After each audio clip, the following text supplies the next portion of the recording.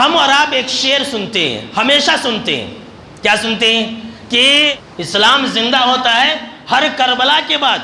یہ شعر بالکل ہی غلط ہے. اسلام کو بدنام کیا گیا کربلا کے بعد. جانتے ہیں آپ اسلام کو بدنام کیا گیا کربلا کے بعد. صحابہ کرام کو گالیاں دی گئی کربلا کے بعد. امیر معاویہ رضی اللہ تعالی عنہ کو کافر کہا گیا کربلا کے بعد.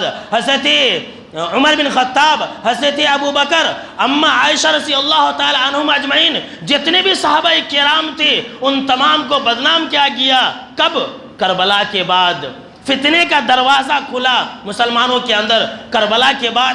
پھر لوگ یہ کہتے ہیں کہ اسلام زندہ ہوتا ہے کربلا کے بعد. اسلام کب زندہ ہوا تھا جانتے ہیں؟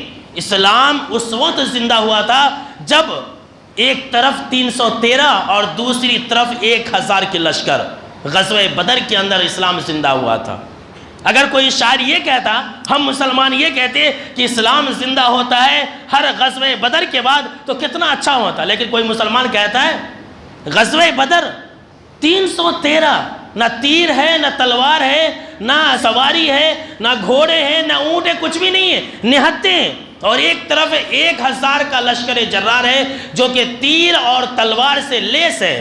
ان کے پاس ہر طرح کے ساز و سامان ہے، ان کے پاس کچھ بھی نہیں ہے. تب جب اسلام کی فتح ہوئی تھی اور ان 313 نے جب کافروں کے اوپر غلبہ حاصل کیا تھا تو اس دن اسلام کی جیت تھی. غزوہ احد کے دن، جس دن 70 سے زیادہ صحابہ کرام شہید ہو گئے تھے اسلام کے لیے، اس دن اسلام زندہ ہوا تھا. ہے کوئی انسان آج کے دور میں جو اسلام کے لیے اپنی جان کی، اپنی مال کی قربانی دے؟ نہیں دے سکتا ہے. دنیا کے لیے دے گا، لیکن وہ صحابہ کرام کیسی جماعت تھی؟ اسلام کے لیے قربانیاں دی انہوں نے، اسلام کے لیے جانیں گنوائیں، تبھی تو آج اسلام ہم تک پہنچا ہے.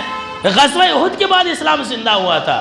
غزوہ خندق کے بعد، جس وقت پورا جو عالم عرب تھا، جس وقت پورے کفار ایک ہو گئے تھے مدینہ کی 10,000 کی آبادی کو مٹانے کے لیے، اس وقت جب مسلمانوں کی جیت ہوئی تھی تب اسلام زندہ ہوا تھا. اور لوگ کہتے ہیں کہ اسلام زندہ ہوا تھا ہر کربلا کے بعد. نہیں.